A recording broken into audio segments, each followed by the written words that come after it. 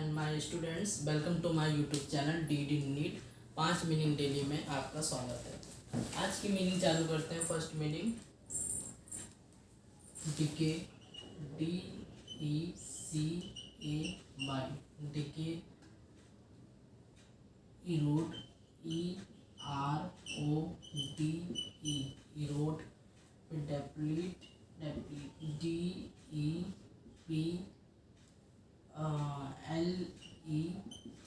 डेप्लीट। इसी में एक मीनिंग आती है बच्चों डिकम्पोज, DECOMPOSE, डिकम्पोज। इसी में एक मीनिंग आप पढ़ोगे रॉट, ROT, रॉट। और एक मीनिंग और आएगी करोड़, CORROD।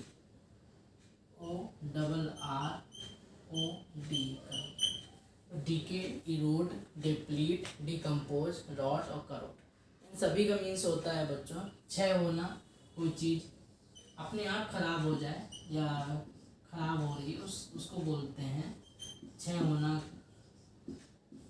और इन सभी के मीन्स होता है क्षय होना। Decay, erode, deplete, decompose, rot, ROT, rot. और इसके बाद करोड़, CORROD। तो आप इसको नोट कर लीजिए या स्क्रीनशॉट भी ले सकते हैं।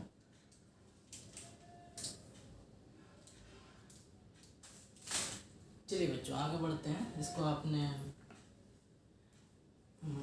नोट कर लिया होगा, आगे बढ़ते हैं।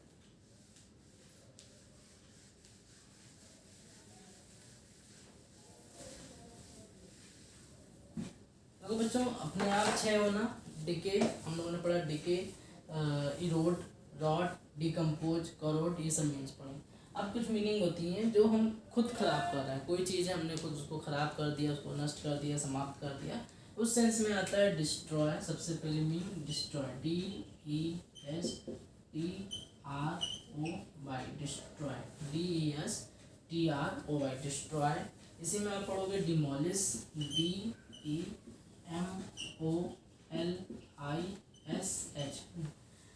Destroy, demolish. ब्रेकअप पढ़ोगे, इसी में आप किसी चीज़ को खराब कर देना, ब्रेक कर देना है, तोड़ देना, ब्रेकअप। उसके बाद इसी में आप एक पुल डाउन मीनिंग पढ़ोगे, pull down. Pull down means भी होता है किसी चीज़ को खराब कर देना। और इसी में आप एक स्पॉइल पढ़ते हो, स्पॉइल मीन्स भी होता है खराब कर देना। डैमेज पढ़ते हो आप लोग, DAMAGE, डैमेज आपने पढ़ा। और एक मीनिंग और आप पढ़ोगे एक्सप्लोड, EXPLODE, एक्सप्लोड। तो ये मीनिंग होती है खराब कर देने की या नष्ट कर देने की। Destroy, demolish, break up, pull down, spoil, damage, explode. क्या मीन्स होता है सभी का? इसी इन सब का मीन्स होता है खराब कर देना या नष्ट कर देना।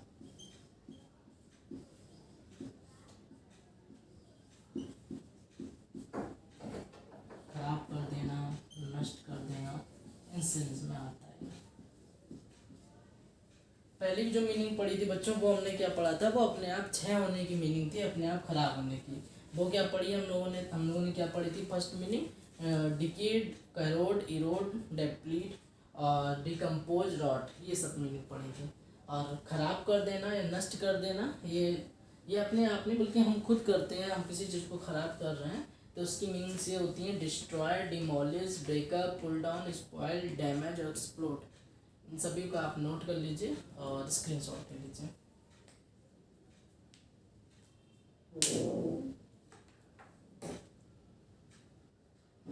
चलिए आपने नोट कर ली होगी।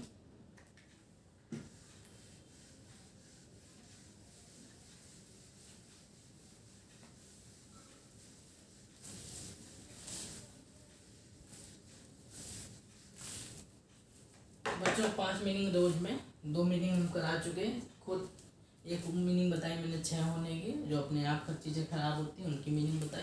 दूसरी मीनिंग बताई जो हम खुद से खराब करते हैं, समाप्त करते हैं चीज़ों को, तो उसकी मीनिंग बताई। आज की इस कड़ी में तीसरी मीनिंग में आप सीखेंगे एबल, ABLE, एबल।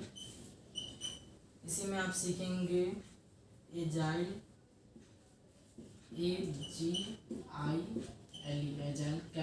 सीखेंगे आप, CAPABLE कैपेबल सीखेंगे आप। और इसी में आप सीखेंगे टैलेंटेड, इसमें आप TALENTED टैलेंटेड, इसमें आप सीखेंगे स्किलफुल, SKILL या SKILFUL स्किलफुल, ये मीनिंग सीखी आपने। इसी में आप प्रोफिशिएंट स्पेलिंग मीनिंग सीखेंगे, PROFICIENT प्रोफिशिएंट। इसी में एक मीनिंग आप एक्सपर्ट सीखोगे, EXPERT, आप लोग सुनते भी रहते होंगे। इसी में एक मीनिंग आप सीखोगे डेक्स्ट्रस, DEXTROUS डेक्स्ट्रस सीखोगे। और इसी में एक आप मीनिंग ड्रॉइट सीखोगे, DROIT ड्रॉइट। तो हमने क्या सीखा, able, agile, capable, talented, skilful, proficient, expert, dexterous, droit. इन सभी का मीन्स होता है बच्चों निपुण होना, किसी भी काम में या किसी भी फील्ड में हम अगर निपुण हैं, हम बहुत उसमें अच्छे हैं या बहुत बहुत उस फील्ड में बहुत अच्छे हैं, उस चीज़ में, उस कला में, उस वर्क में, काम में हम निपुण हैं, बहुत अच्छे हैं, तो इस सेंस में आता है।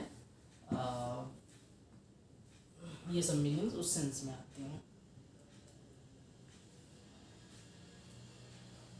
इसी में एक हिंदी का वर्ड होता है दक्ष, वर्ड होता है दक्ष, मीन्स भी होता है बहुत ज़्यादा किसी काम में तेज होना, बहुत ज़्यादा निपुण होना, इस सेंस में आता है दक्ष होना। ये सभी मीनिंग क्या सीखी हमने, एबल,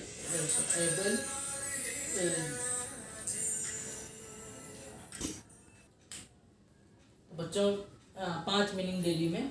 जो तीसरी मीनिंग सीखी हम लोगों ने, able, agile, capable, talented, skilful, proficient, expert, dexterous, droit. इन सभी का मीन्स होता है अपने काम में बहुत ज़्यादा निपुण होना, दक्ष होना। तो 3 मीनिंग हम लोगों ने सीखी। पहली मीनिंग क्या सीखी थी, क्षय होने की, अपने आप कोई चीज़ खराब हो रही है, decay, crore, रॉइट, Erode, deplete, decompose. ठीक। फिर हमने सीखी मीनिंग खराब, खुद खराब कर देने की, उसको नष्ट कर देने की मीनिंग सीखी, destroy, demolish, break up, pull down, explode, spoil, damage, ये सब मीनिंग सीखी। फिर तीसरी मीनिंग हम लोगों ने निपुण होना, दक्ष होना सीखी, able, agile, capable, talented, skilful, proficient, expert, dexterous और ड्रॉइट। चलिए इसका आप स्क्रीनशॉट ले लीजिए और नोट भी करते चलिएगा।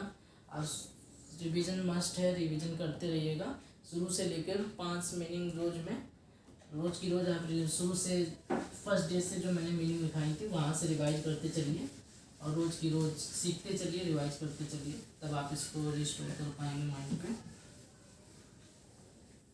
चलिए आज की चौथी मीनिंग बच्चों बहुत अच्छी मीनिंग, रिच, RICH, रिच। ठीक। इसी में आप सीखोगे वेल्दी, WEALTHY, वेल्दी आपने सीखी। इसी में आप सीखोगे प्रॉस्परस, एक मीनिंग सीखोगे प्रॉस्परस, PROSPEROUS। ठीक है, रिच, वेल्दी, प्रॉस्परस। इसी में आप एफ्लुएंट सीखोगे, AFFLUENT, एफ्लुएंट सीखोगे। इसी में आप प्लेंटीफुल भी सीखोगे, PLENTI, प्लेंटी, फुल। तो रिच, वेल्दी, प्रॉस्परस, एफ्लुएंट और प्लेंटीफुल, ये सीखी। और इसी में आप सीखोगे एक अपुलेंट भी इसी में आता है, OPULENT, अपुलेंट। तो rich, wealthy, prosperous, affluent, plentiful, opulent. और इन सभी का मीन्स बच्चों क्या होता है, इन सभी का मीन्स होता है अमीर होना, जिसके पास बहुत पैसा है वो अमीर है, रिच है, वेल्दी है, प्रॉस्परस है, एफ्लुएंट है, प्लेंटीफुल है, अपुलेंट है।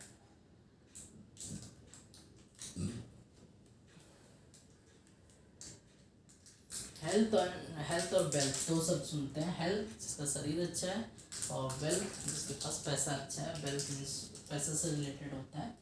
इसका आप स्क्रीन शॉट ले लीजिए और यह नोट कर लीजिए।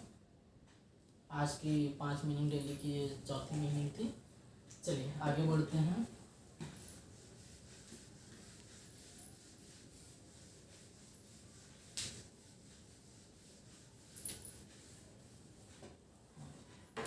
पांच मीनिंग डेली की पांचवी मीनिंग, जैसे अभी तक हम लोगों ने सीखा क्षय होने की, अपने किसी चीज़ को ख़राब कर देने की, नष्ट कर देने की। फिर हम लोगों ने सीखी थी मीनिंग किसी काम में निपुण होने की, दक्ष होने की। फिर हमने सीखा अमीर होने की मीनिंग। अब हम सीखेंगे गरीब होने की। अमीर के अपोजिट गरीब। गरीब में बच्चों क्या आता है, सबसे सीखते जो पढ़ते चले आ रहे हैं पुअर। इसी में आप सीखोगे पॉवर्टी, POVERTY पॉवर्टी। इसी में आप सीखोगे एक वर्ड होता है need, NEED need. Need means होता है ज़रूरत। इसी में वाई लगा दें, नीडी। नीडी मीन्स जिसको ज़रूरत है, तो ये पुअर के सेंस में ही आता है नीडी। इसी में आप एक डेस्टिट्यूट वर्ड सीखोगे, DESTITUTE डेस्टिट्यूट। ये वर्ड अच्छा है और इसको याद भी रखिएगा। ये भी गरीब के सेंस में लगाते हैं, डेस्टिट्यूट। इसी में आप एक बैंकरप्ट वर्ड पढ़ोगे, BANK बैंक, RUPT बैंकरप्ट्स पढ़ोगे। और एक आप इसी में इंसॉल्वेंट पढ़ोगे वर्ड, इंसॉल्वेंट। देखो बच्चों, poor, poverty, needy, destitute, bankrupt, insolvent. जिसमें से डेस्टिट्यूट अच्छा वर्ड है, बैंकरप्ट और इंसॉल्वेंट भी अच्छा वर्ड है। देखिए बैंकरप्ट और इंसॉल्वेंट जो आता है वो दिवालिया सेंस में आता है। दिवालिया का क्या मतलब होता है ये भी समझते चलिए। वैसे तो इन दोनों का मीन्स दिवालिया में आता है, लेकिन इसको भी हम गरीबी के सेंस में ले सकते हैं, गरीब के सेंस में ले सकते हैं। और इन सभी का मीन्स हम एज ए गरीब लेंगे। देखिए बैंकरप्ट और इंसॉल्वेंट दिवालिया क्या चीज़ होती है, जैसे कि किसी ने बहुत सारा लोन लिया, बैंक से लोन लिया या कहीं से भी लोन ले रखा है, और जब उसको लोन देने की बारी आई तो वो क्या है, उसने ये दिखाया कि मेरे पास, या दिखाया या ऐसा कुछ कंडीशंस आई कि उसके पास एक और पैसा नहीं है उसको बैंक को रिटर्न करने के लिए, अपने लोन चुकाने के लिए। तो बैंक उसको बैंकरप्ट घोषित कर देती है और या इंसॉल्वेंट दिवालिया घोषित कर देती है। मतलब ऐसा पर्सन जिसके पास कुछ भी नहीं रह गया कि वो अपना लोन या जो कर्ज जो उसने कर्जा लिया था वो चुका सके, तो वो बैंकरप्ट या इंसॉल्वेंट की कंडीशंस में आता है। और ये कंडीशंस हमें लगता है पुअर, पॉवर्टी, नीडी, डेस्टिट्यूट, इससे भी ज़्यादा निगेटिव सेंस में, इससे भी ज़्यादा ख़राब कंडीशन है जब इंसान बैंकरप्ट या इंसॉल्वेंट हो जाता है। चलिए, तो 5 मीनिंग डेली में 5 मीनिंग हम लोगों ने सीखी। इसको आप आशा करते हैं कि आप लोगों ने स्क्रीनशॉट लिया होगा या नोट डाउन किया होगा। शुरू से फर्स्ट डे से रिवाइज करते चलिएगा, लर्न करते चलिएगा। आज ये हमारा चौथा दिन था, और एक में अगर हम 6 मीनिंग है, ठीक है, तो 6 5 जा 30 और 30 की 4, तो आज हो गई आपकी 120 मीनिंग।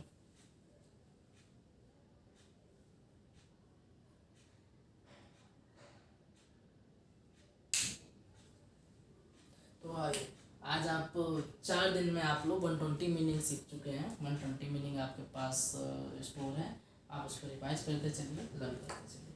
चलिए आगे करते हैं।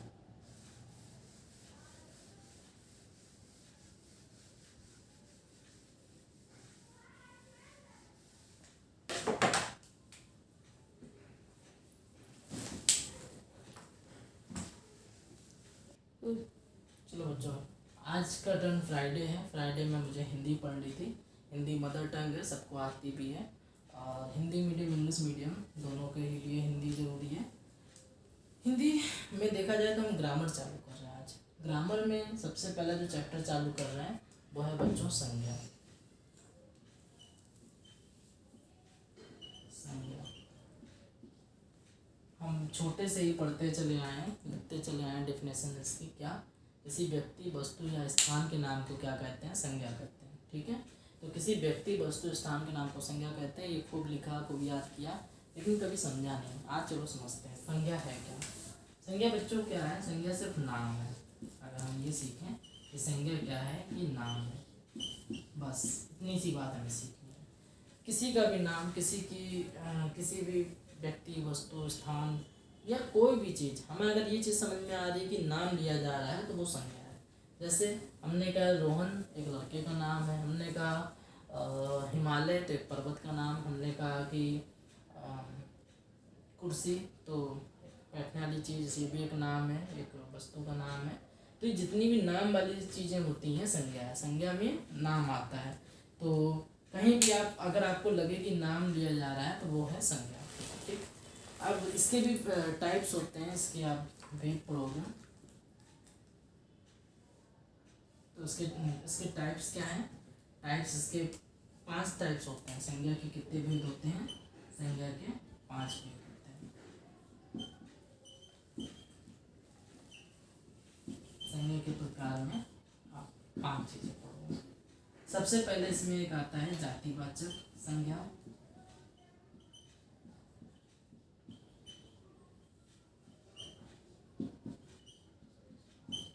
दूसरे नंबर पे आप पढ़ोगे,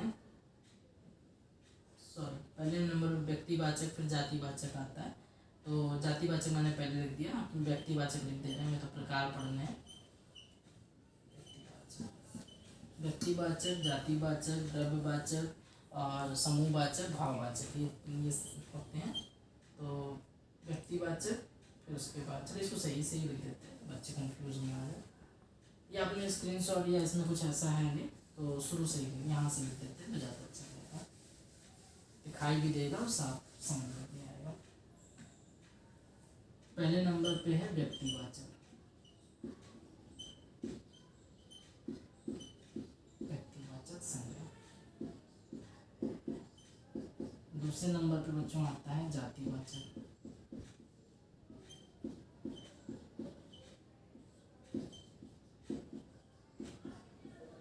तीसरे नंबर पे बच्चों आता है द्रव्यवाचक।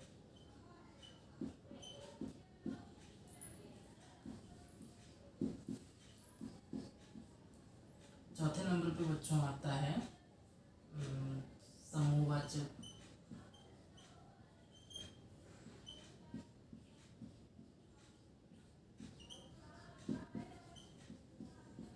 पांचवें नंबर पे आता है आपका भाववाचक।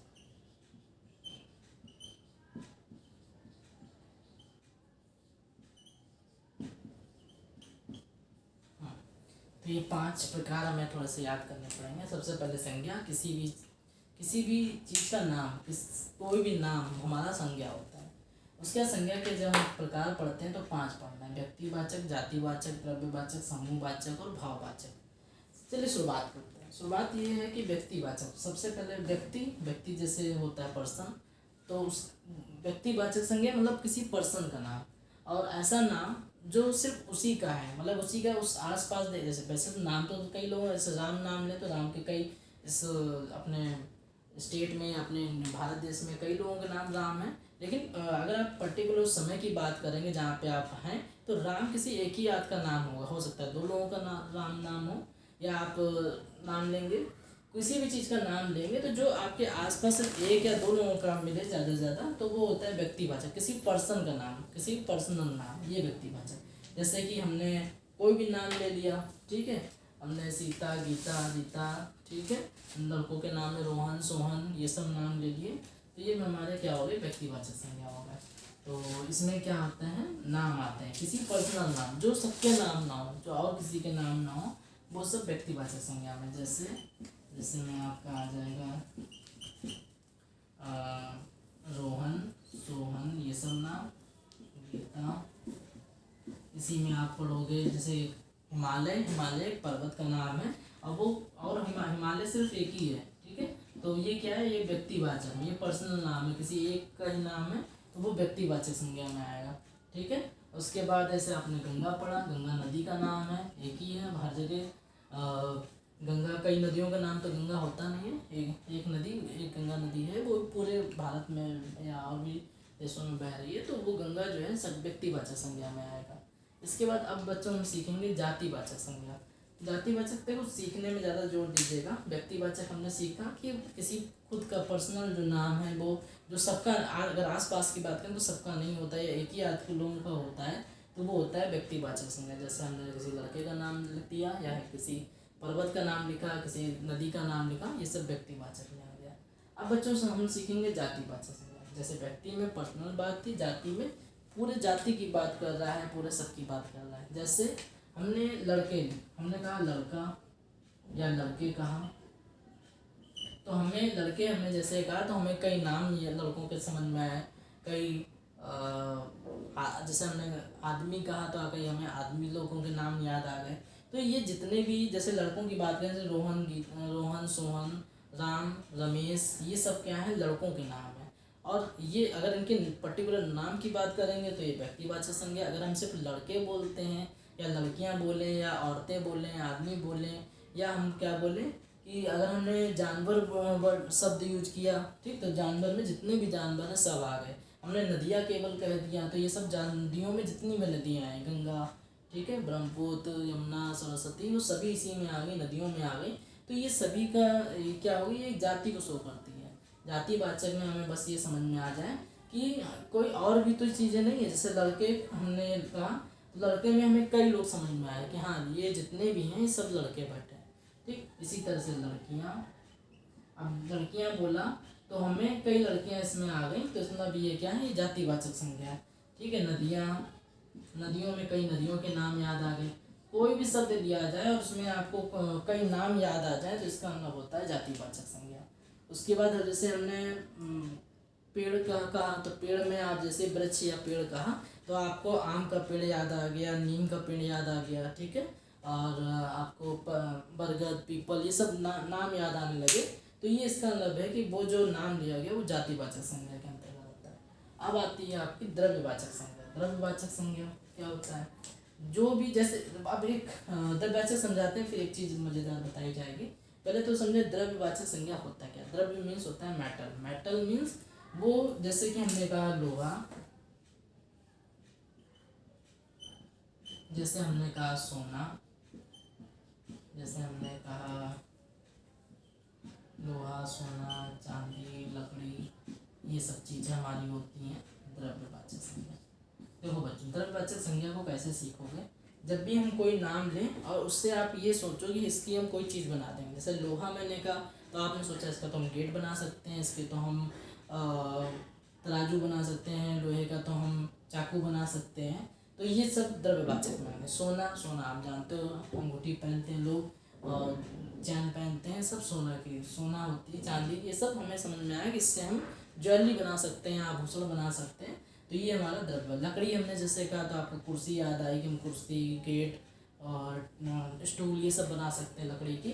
तो कोई भी चीज़ें जिससे हम कोई दूसरी चीज़ बना लें, ऐसी कोई भी नाम लें जिससे आपको ये याद है कि हम इस चीज़ से तो ये चीज़ बना सकते हैं, तो ये वो चीज़ें जो आएंगी, वो जो वर्ड आएगा, वो जो नाम आएगा, वो द्रव्यवाचक संज्ञा में आएगा। जैसे लोहा, सोना, चांदी, लकड़ी। अब जैसे हमने नाम लिया कुर्सी, कुर्सी नाम लिया तो आपको क्या याद आया, बैठने वाली कुर्सी याद आई। अभी कुर्सी क्या है, व्यक्तिवाचक है, जातिवाचक है, द्रव्यवाचक है, क्या है। देखो बच्चों, कुर्सी जो है वो जातिवाचक है क्या। कुर्सी से आपको याद है कुर्सी से हम कुर्सी बना देंगे, ऐसा नहीं। कुर्सी, अब पहले तो दिमाग में ये चीज़ आएगा कि कुर्सी काहे की है, प्लास्टिक की है, ठीक है, कि लकड़ी की है, कि लोहे की है। पहले तो तीन चीज़ें हमें ये समझ में आनी चाहिए कि अगर हमने कुर्सी एक वर्ड बोला तो कुर्सी, पहले हमें ये ध्यान आया कि कुर्सी है काहे की, हो सकता है वो लकड़ी की हो सकता है वो लोहे की हो सकता है वो प्लास्टिक की हो, ठीक है। तो अब हमें ये तो समझ में आया कि कुर्सी से हम कुर्सी नहीं बनाते हैं। ये काहे की बनी है, लकड़ी की, लोहे की, प्लास्टिक की। इसका मतलब ये जो लकड़ी, लोहा, प्लास्टिक है, ये द्रव्यवाचक संज्ञा है। तो मतलब कुर्सी जो है वो द्रव्यवाचक संज्ञा तो है नहीं, वो क्या है, मेरे जातिवाचक संज्ञा है क्या, जातिवाचक संज्ञा भी नहीं है। क्योंकि कुर्सी मतलब कुर्सी तो कुर्सी होती है, उसका कोई ये तो है नहीं कि हमें बहुत सारी कुर्सियाँ याद आ गई। हमें तो कुर्सी मतलब सिर्फ एक बैठने वाली चीज़ याद आ रही है, ठीक है। तो ये जातिवाचक भी नहीं है। और फिर ये काय में आई, ये व्यक्तिवाचक। कोई एक वस्तु है, कोई एक सामान है जिसका एक पर्सनल नाम कुर्सी है। अब कुर्सी, मेज, पंखा और बैग, ये सभी चीज़ें हैं मान लो तुम्हारे पास, तुम हर एक को कुर्सी नहीं कह सकते हो, ठीक है। ये अगर कुर्सी है तो सिर्फ वो कुर्सी है, इसका मतलब क्या है कि वो है, ये जो कुर्सी वर्ड है ये व्यक्तिवाचक संज्ञा है। ठीक है। अब बच्चों समूहवाचक संज्ञा, समूहवाचक संज्ञा और जातिवाचक संज्ञा थोड़ी से अलग है। ठीक है। और समझना, समूह मतलब इसमें भी लोग ज़्यादा हैं और उन सबको क्या कहते हैं, एक चीज़ कहते हैं। जैसे कि हमने कहा सेना, हमने जैसे कहा कि पुलिस, हमने जैसे अंगूर की बात की तो उसकी गुच्छे की बात करी, गुच्छा। ठीक है। तो और उसके बाद हमने एक वर्ड इसी में विद्यार्थी, इसका मतलब ये क्या हो गया,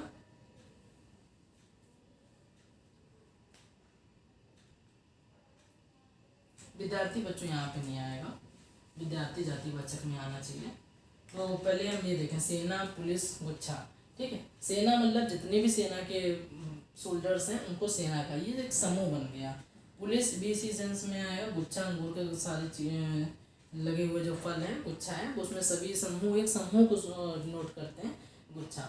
लेकिन जातिवाचक में क्या है, जैसे जैसे लड़के, लड़कियां, नदियां, ये सब हमारे जातिवाचक में आएगा। जातिवाचक में क्या होता है, जैसे देखो जातिवाचक समूह नहीं है। ठीक, लड़के क्या समूह है क्या, नहीं समूह नहीं, सिर्फ ये हमें पता है कि लड़कों के नाम हमें याद आए। ठीक, सेना हमने कहा, सेना में नाम याद आए क्या आपको, नहीं सेना में नाम नहीं याद आए, किसी के पापा पुलिस में या किसी के, वो एक अलग चीज़ है कि हाँ वो पुलिस है, मैन है। ठीक है, पुलिस के आदमी है या सेना के आदमी है। लेकिन लड़कियां हमने कहा तो हमें 4-5 लड़कियों के नाम याद आ गए, नदियाँ कहा तो 4-5 नदियों के नाम आ गए, तो ये जातिवाचक संज्ञा। लेकिन समूहवाचक हम कहें, जैसे सेना कहा तो ये तो हमें समझ में आ रहा है कि बहुत सारी सेना है, सेना के लोग हैं, पुलिस के भी बहुत सारे लोग हैं, लेकिन क्या हमें नाम याद आ रहा है क्या। अब जैसे हमने एक विद्यार्थी शब्द लिखा, विद्यार्थी क्या है में आएगा, जातिवाचक में आएगा कि समूहवाचक में आएगा। ठीक है, विद्यार्थी का हमने नाम लिया, तो अब देखो विद्यार्थी का हम नाम ले रहे हैं तो विद्यार्थी का क्या हमें नाम याद आ रहा है, हमें विद्यार्थी में नाम नहीं याद आ रहा है।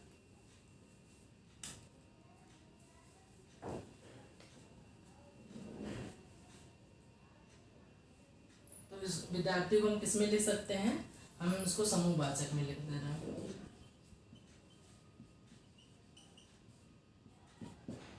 उसके बाद भाववाचक पे आते हैं। देखो भाववाचक संज्ञा क्या होती है, भाववाचक संज्ञा वो होती है जो किसी काम को, जो किसी भाव को शो करते हैं।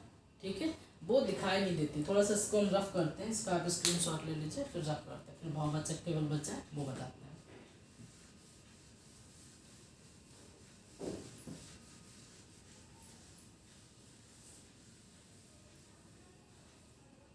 देखो बच्चों भाववाचक में क्या होता है,